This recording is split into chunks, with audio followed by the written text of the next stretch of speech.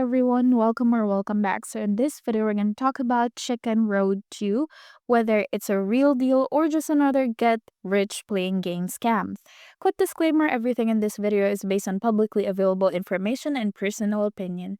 Also, a lot of you guys are asking me how I do this research so fast. I actually put together a complete guide to show you the exact process. Links in the description.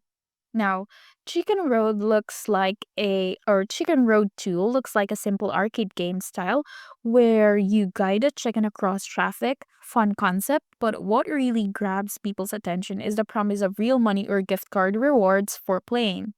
The game's official site, Chicken Road 2 app, looks super basic, and as of now, there are no Trustpilot reviews listed for the app. That's already a bit of a red flag, especially for a game that claims to pay players.